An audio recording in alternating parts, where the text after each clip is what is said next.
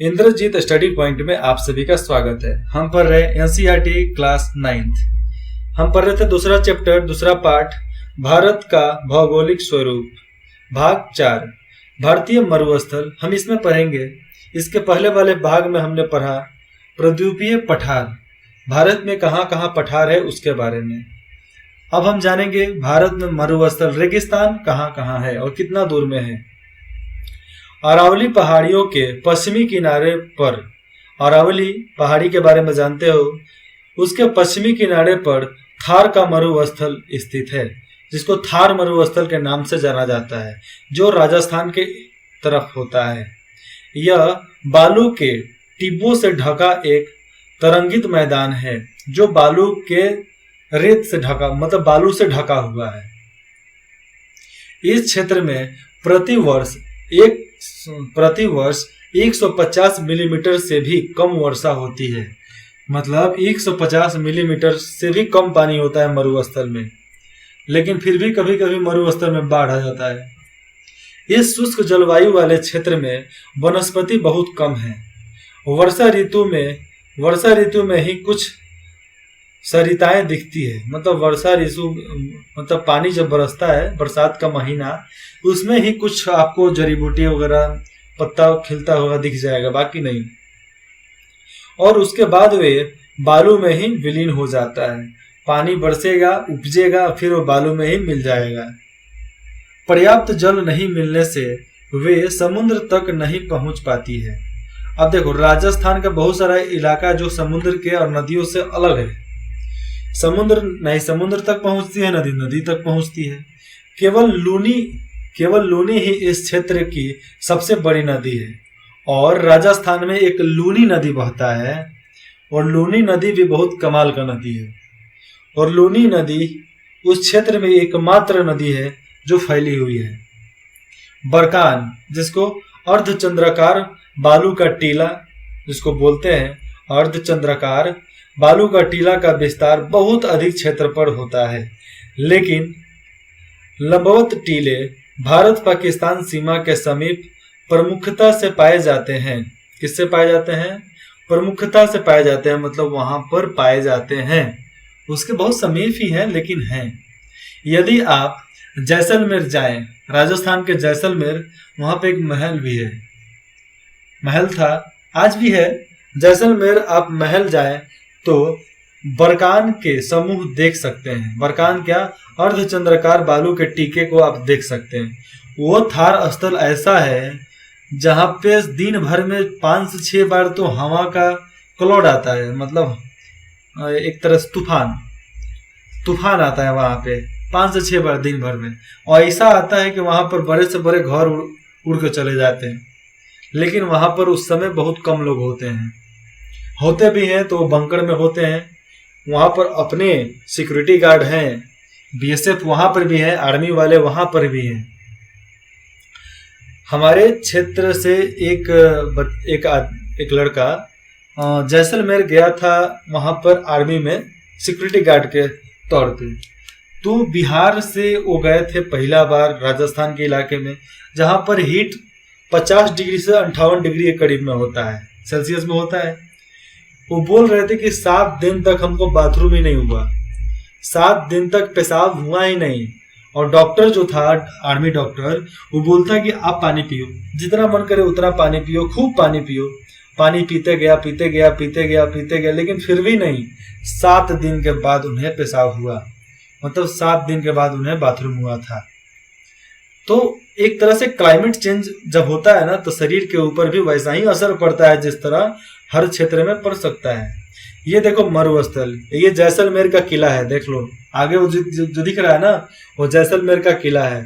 और इधर वाले सब भूभाग में जहां पर परमाणु बम का परीक्षण हुआ था पहला बार, याद आ गया ना? परमाणु मूवीज देखे हो, जैसलमेर का किला ही घेर दिया गया था। वही एक रास्ता था उस थार रेगिस्तान में घुसने का, मतलब अंदर जाने का, उसको घेर दिया गया था। भारतीय मरुस्थल मतलब रेगिस्तान भारत के चित्र में आप देख सकते हैं। अब देखते हैं तटीय मैदान। तटीय मैदान में क्या आ जाएगा? ये जो आप दिख रहे हो एक टापू है। क्या है? टापू है, बीच में जंगल है, बाकी सब एरिया में सब पानी ही पानी है, लेकिन इस जंगल के एरिया में भी बहुत कुछ जड़ी बूटी होगा ऐसा जो खाते एकदम बीमारी गायब, और कुछ जहरीला एरिया भी है, खाते इंसान भी गायब, सारे कष्ट से मुक्ति। प्रद्वीपीय पठार के किनारों संकीर्ण तटीय पट्टियों का विस्तार करती है। वो जो प्रद्वीपीय पठार का किनारा होता है वो संकीर्ण तटीय पट्टियों का विस्तार और निर्माण कर देती है।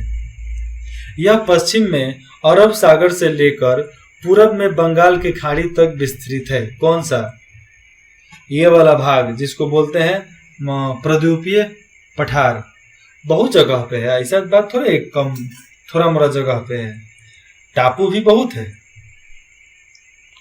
पश्चिमी तट पश्चिम घाट तथा अरब सागर के बीच स्थित है। पश्चिमी तट जो है वह पश्चिम घाट तथा अरब सागर के बीच में स्थित है।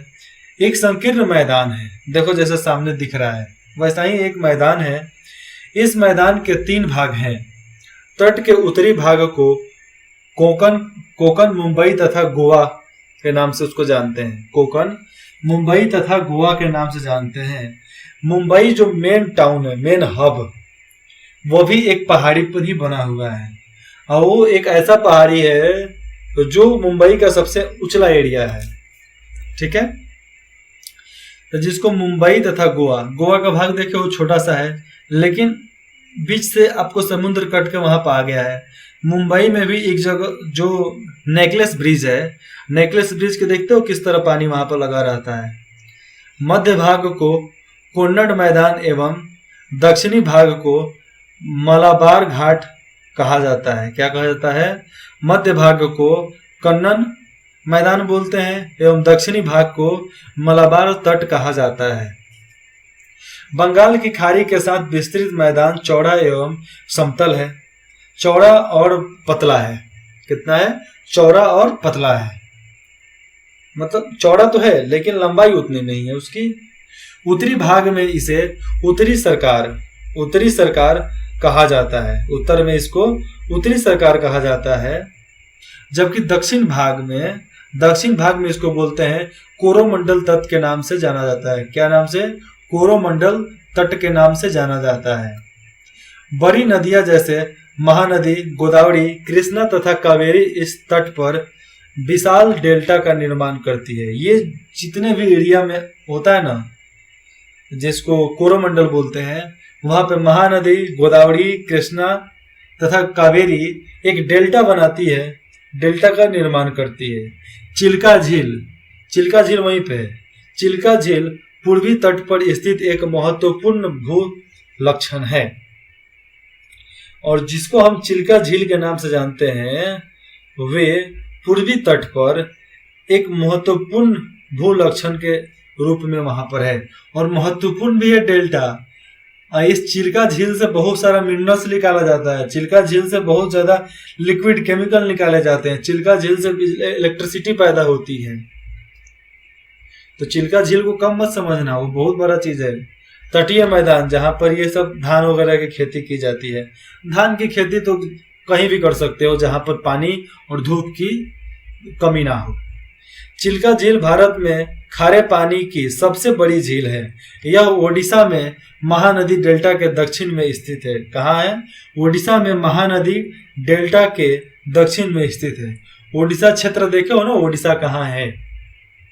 तो बस ओडिशा के वो दक्षिण में स्थित है, जो आपको बांग्लादेश के नजदीक में मिल जाएगा। बांग्लादेश ओडिशा के आप दक्षिण में चल जाओ और आंध्र प्रदेश के सबसे ऊपर वाले एरिया में, तो उधर ही चिल्का झील मिलेगा, जो एकदम खारा पानी है क्योंकि समुद्र का पानी उसमें आता है। ये देखो एक द्वीप है। एक द्वीप मतलब टापू है। केरल के मालावर तट के पास स्थित लक्षद्वीप, वहां पे जो है लक्षद्वीप की स्थिति को ज्ञात कीजिए। द्वीपों का यह समूह छोटे प्रवाल द्वीपों से बना है, और द्वीपों का यह समूह जो है छोटे छोटे पत्थरों के वजह से बना है। मतलब एक समुद्र से पत्थर आ गया, उस पे सब जंगल बन गया, वैसे ही एक तरह से पथरीले एरिया पे ही बना है। पहले इनको लकादीव, मानिकाय तथा एमीन दीव के नाम से जाना जाता था। किसके नाम से? पहले इनको लकादीव, मिनिकाय तथा एमीन दीव के नाम से जाना जाता था। 1973 में 1973 में इनका नाम लक्षद्वीप रखा गया। क्या रखा गया? लक्षद्वीप रखा गया। सबका नाम एक ही रख दिया गया। यह 32 वर्ग किलोमीटर के छोटे से क्षेत्र में फैला है। 32 वर्ग किलोमीटर का मतलब क्या समझते हो? 320 किलोमीटर का एरिया, तो उतने दूर में यह फैला हुआ है। कवारती द्वीप, यहां पर है कवारती द्वीप, लक्षद्वीप का प्रशासनिक मुख्यालय है। लक्षद्वीप में एक जगह है कवारती द्वीप, जो वहां पर प्रशासनिक मुख्यालय है। लक्षद्वीप के प्रशासनिक मुख्यालय आपको मिलेंगे करावती द्वीप में ही। इस द्वीप समूह पर पादप तथा जंतु के बहुत से प्रकार पाए जाते हैं और वहां पे जड़ी बूटियों का भंडार पाया जाता है और बहुत बड़े बड़े बहुत अलग अलग प्रकार की जड़ी बूटियां वहां पर मिल जाती है। पिटली द्वीप यहाँ मनुष्य का निवास नहीं है, वहां एक पक्षी अभयारण्य है। और जो पटली द्वीप है वहां पर मनुष्य का निवास नहीं, वहां मनुष्य नहीं रहता, वहां पर केवल पक्षियां ही रहती हैं। और वे पक्षियां इतनी बड़ी, इतनी खतरनाक कि आप वहां पर जाओगे तो आपको चुज्जा लिखा, जिस तरह आप लोग मुर्गे को फाड़ कर खा जाते हो ना, बकरी को भूंज कर खा जाते हो, बहुत सारा चिकन आप मछली को फ्राई करके खा जाते हो, वैसे ही वहां के पक्षी आपको फ्राई करके चिकन मसाला मार के आपको खा जाएगी। इतनी बड़ी बड़ी है, छोटी छोटी भी है तो आपको चोंच मार मार के आपका सिर फोड़ डालेगी। फिर मर गए तो आपके शरीर का मांस नोच लेगी। फिर वहां पर जानवर आएगा, आपके हड्डी का मिनरल्स नोच लेगा। फिर उसके बाद से आपको वहीं पर सर जाओ, खत्म, टाटा बाय बाय, ऐसा हाल हो जाएगा। अब बंगाल की खाड़ी में उत्तर से दक्षिण के तरफ फैले द्वीपों की श्रृंखला की ओर ध्यान दीजिए। जो बंगाल में दक्षिण के तरफ फैला हुआ जो पर्वत श्रृंखला है, ये अंडमान एवं निकोबार द्वीप है। उसको क्या बोलते हैं? अंडमान और निकोबार द्वीप बोलते हैं। यह द्वीप समूह जो है आकार में बड़े संख्या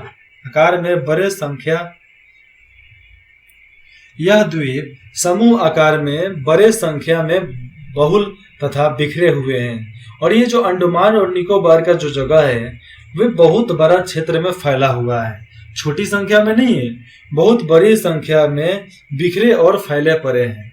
ये देखो प्रवाल देख लो पहले। प्रवाल फोलिप्स कम समय तक जीवित रहने वाले सूक्ष्म प्राणी है जो कि समूह में रहते हैं। इनका विकास छिछले तथा गर्म जल में होता है। इनसे कैल्शियम कार्बोनाइट का स्राव होता है, मतलब उसको बनाया जाता है। प्रवाल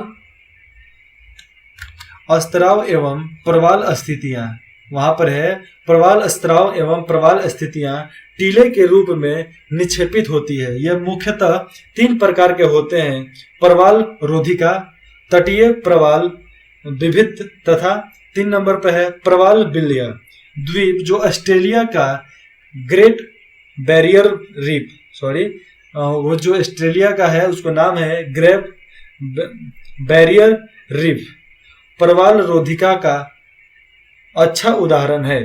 प्रवाल विलय द्वीप गोलाकार या हर्षशु आकार वाले रोधिका होते हैं, जो आपको वो टापू जैसे ही होंगे, द्वीप होगा, मतलब एक गोल द्वीप होगा, एकदम गोल। क्या चीज? ये ऐसा नहीं कि इंसानों के रहने वाले, ये होते हैं आपको कैल्शियम कार्बोनेट का मतलब समझते हो, जहर। वैसा एसिड है कि आप उस पर चले जाओ तो आपको तुरंत खा जाएगा वो जो वहां पे छिछले प्रकार के बैक्टीरिया होते हैं, बैरियर रीफ, वो आपको खा जाएंगे तुरंत। अगर आप उसमें गलती से भी चले जाए, समझो कि वहां से फिर जिंदा नहीं आओगे। एकदम गोल जैसा गोल होता है, लगता है कि एकदम पहाड़ है, लेकिन वो सब बैक्टीरिया होता है, एक तरह से सूक्ष्म जीव होता है, जो अब वो है भी कि नहीं है उसका पता नहीं है, लेकिन होंगे ही। किसी के प्रजाति इतना जल्दी खत्म थोड़े होता है। यह द्वीप समूह मुख्यतः दो भागों में बटा होता है। उत्तर में अंडमान तथा दक्षिण में निकोबार। बोला जाता है या माना जाता है कि यह द्वीप समूह निम्नजित पर्वत श्रेणियों के शिखर हैं। और ये जो हैं इसको बोलते हैं निम्नजित पर्वत श्रेणियों के ये शिखर हैं। ये द्वीप समूह देश की सुरक्षा के लिए बहुत महत्वपूर्ण है। अंडमान और निकोबार भारत देश की सुरक्षा के लिए बहुत महत्वपूर्ण एरिया है, इसलिए नौसेना का पूरा कारखाना उधर ही खुला हुआ है। नौसेना पूरा उधर है, जिसके बारे में आप सब जानते हो। अंडमान निकोबार में बड़े बड़े जंगी जहाज को छुपा कर रखा जाता है। इन द्वीप समूहों में पाए जाने वाले पादप एवं जंतुओं में बहुत अधिक विविधता है और हर जगह इनमें पाए जाने वाले पादप, जड़ी बूटी और जंतुओं में बहुत अलग अलग प्रकार की विविधता है। ये द्वीप विषुवतः वृत्त और समीप स्थित हैं। क्या है? ये जो द्वीप है विषुवतः थोड़ा दूर फैले भी हैं और समीप में भी हैं, एक दूसरे के समीप में भी ये हैं।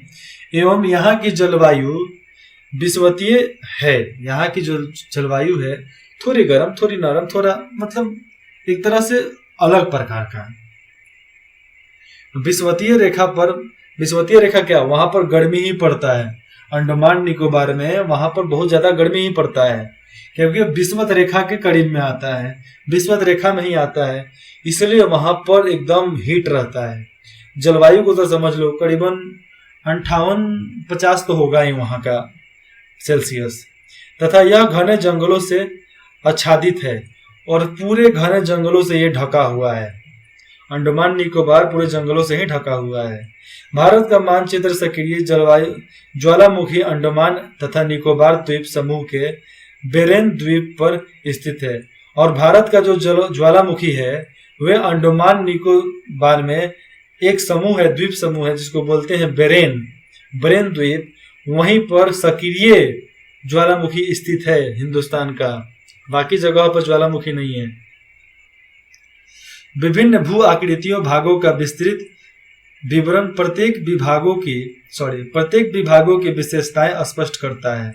और ये जो भू आकृतियां हैं अलग अलग प्रकार के विवरण और अलग अलग प्रकार की विशेषताओं को स्पष्ट करती है, परंतु यह स्पष्ट है कि ये विभाग एक दूसरे से पूरक हैं, मतलब एक दूसरे से जुड़े भी हैं और एक दूसरे से अलग भी हैं, और वे देश को प्राकृतिक संसाधनों में समृद्ध बनाते हैं। अंडमान निकोबार देश को प्राकृतिक संसाधनों में समृद्ध और प्रसिद्ध बनाते हैं।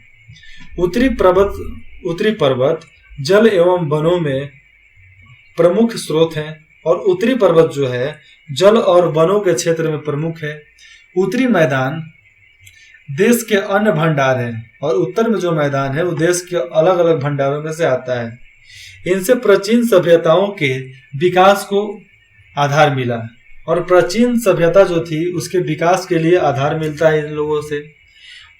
पठारी भाग खनिजों के भंडार हैं, और पठारी भाग जो भी है वो खनिजों का भंडार है। सबसे ज्यादा खनिज पठारी एरिया में ही होता है, जिसने देश के औद्योगिकीकरण में विशेष भूमिका निभाई है। ओडिशा, छत्तीसगढ़, झारखंड में अगर लोहा का, स्टील का, कॉपर का भंडार नहीं मिलता तो समझ लो देश इतना आगे नहीं बढ़ता। सोना का भी खदान है, कोयला का भी खदान है, हीलियम का भी खदान है, तो यूरेनियम का भी खदान अपने पास है। यहाँ पर ग्रेनाइट का भी खदान है, तो नमक का भी खदान है। मतलब हर प्रकार के खदान हमारे हिंदुस्तान में उपलब्ध है, भारत में उपलब्ध है। ज्वालामुखी भी है अंडमान निकोबार में। तटीय क्षेत्र तत्स्यान और पूत संबंधित क्रियाकलापों के लिए उपयुक्त स्थान है। और जो तटीय क्षेत्र है ये मत्स्यान, मछलियों के लिए, और पूत संबंधित, वहां पे व्यापारी भी हो जाते हैं और बहुत सारे जंगी जहाज भी आ जाते हैं। व्यापार भी वहां से नजदीक हो जाता है, समुद्र के वजह से व्यापार होता है समुद्र के रास्ते। तो उन सब के लिए उपयुक्त स्थान है। इस प्रकार देश के विविध भौतिक आकृतियां भविष्य में विकास की अनेक संभावनाएं प्रदान करती है। और ये जो विकास है, भौतिक विकास, ये आने वाले भविष्य के संभावनाओं को बहुत अच्छे से प्रदान करती है, हर चीज देती है, किस चीज की कमी है। अब देखो अभ्यास, यहाँ पर बुक खत्म होता है, क्वेश्चन आंसर शुरू होता है। निम्नलिखित विकल्पों में से सही उत्तर चुनिए। एक स्थलीय भाग जो 3 ओर से समुद्र से घिरा हुआ है, वो कौन सा है जो 3 ओर से समुद्र से घिरा हुआ है? तट, द्वीप, प्रद्वीपीय, इनमें से कोई नहीं। तो तट भी है हिंदुस्तान का जो 3 तरफ से पानी से घिरा हुआ है, 3 तरफ से घिरा है। द्वीप होता है जो चारों तरफ से घिरा होता है। प्रद्वीपीय पठार होता है, वो कहीं से घिरा नहीं होता है। 2 नंबर, भारत के पूर्वी भागों में म्यांमार की सीमा पर निर्धारण करने वाले पर्वतों का संयुक्त नाम क्या है? जो म्यांमार में पर्वत है उसका नाम क्या है? उसका नाम बताना है। अब देखो म्यांमार में है, म्यांमार में वहां पर कौन हो जाता है? हिमाचल तो होगा नहीं, उत्तराखंड तो होगा नहीं, पूर्वाचल पर्वत ही उधर है, तो पूर्वाचल हो जाएगा। गोवा के दक्षिण में स्थित पश्चिम तटीय पट्टी है। इसका जवाब पूर्वी घाटी का सबसे सर्वोच्च शिखर कौन सा है? महेंद्रगिरी पर्वत। निम्नलिखित प्रश्नों के संक्षेप में उत्तर दीजिए। भाबर क्या है? 2 नंबर, हिमालय के 3 प्रमुख विभागों के नाम उत्तर से दक्षिण के क्रमश में बताइए, जो जम्मू कश्मीर और अरुणाचल प्रदेश में आता है। 3 नंबर, अरावली और विंध्याचल की पहाड़ियों में कौन सा पठार स्थित है? अरावली के पठार को क्या बोलते हैं और विंध्याचल के पठार को क्या बोलते हैं? पठार वाले भाग को पढ़ोगे, भाग 3 में तो आपको मिलेगा। भारत के उन द्वीपों के नाम बताइए जो परवाल विभिन्न के हैं, और भारत के ऐसे द्वीप का नाम बताना है जो परवालों से भरा पड़ा है। परवालों के क्या? खनिजों से भरा पड़ा है। 3 नंबर, निम्नलिखित में अंतर स्पष्ट कीजिए। बांगर और खादर। बांगर क्या है? बांगर एक पहाड़ी एरिया बताए थे, इसको कंकर बोलते हैं। और खादर जो बाढ़ आने की वजह से होता है, इसमें आपको अंतर स्पष्ट करना है। पूर्वी घाटी तथा पश्चिमी घाटी का अंतर है, एक तरफ ऊंचा है तो एक तरफ नीचा है, एक तरफ ढलान है एक तरफ ऊंचाव है, एक तरफ से पानी आता है तो एक तरफ में पानी नहीं आता है। ये सब आपको अंतर स्पष्ट करना है। 4 नंबर, भारत के प्रमुख भू आकृति विभाग कौन से हैं? हिमालय क्षेत्र तथा प्रद्वीपीय पठार के ऊंचावच लक्ष्यों में क्या अंतर है? 5 नंबर, भारत के उत्तरी मैदान का वर्णन कीजिए। भारत के उत्तरी मैदान का वर्णन करना है। उत्तरी मैदान में आपको दिल्ली, उत्तर प्रदेश आ जाएगा, उसके बाद से पंजाब आ जाएगा, हरियाणा आ जाएगा। 6 नंबर, निम्नलिखित पर संक्षिप्त टिप्पणियां दीजिए। मध्य हिमालय, मध्य उच्च भूमि, भारत के द्वीप समूह, इस पे आपको टिप्पणी देना है। मतलब टिप्पणी का मतलब वो कमेंट मत समझ लेना, लेकिन इस पर कमेंट ही करना है, लेकिन इस टॉपिक के अनुसार करना है। अब मानचित्र कार्य, आपको ये समझ लो कि कौन सा पहाड़ कहाँ है, ये आपको अपने घर में मैप लगवा लो, मैप पर आप पढ़ सकते हो। क्रियाकलाप, ये सब फालतू की बातें इसमें दी जाती है, क्रियाकलाप करने की कोई जरूरत नहीं है, लेकिन एक बार सुन लो। दी गई वर्ग पहले से कुछ शिखरों, दरों, श्रेणियों, पठारों, पहाड़ियों एवं घाटियों के नाम छुपे हैं, उन्हें ढूंढिए। जिसको ढूंढने का गेम खेलने का बहुत मन है तो इसमें खेल सकता है। 2 नंबर, ज्ञात कीजिए कि ये आकृतियां कहाँ स्थित है। आप अपनी खोज शैक्षिक, ऊर्जावर्धक या विकर्णीय दिशा में कर सकते हैं। नोट, पहेली के उत्तर अंग्रेजी के शब्द में है। पहेली के उत्तर अंग्रेजी में दिए गए हैं, जो आपको ढूंढना है। जिसको गेम खेलने में मजा आता है, खेलो। अगर आपको कुछ भी डाउट हो तो आप कमेंट में पूछ सकते हैं। ये पार्ट यहीं पर खत्म होता है। इंद्रजीत स्टडी पॉइंट में बने रहने के लिए आप सभी का बहुत बहुत धन्यवाद।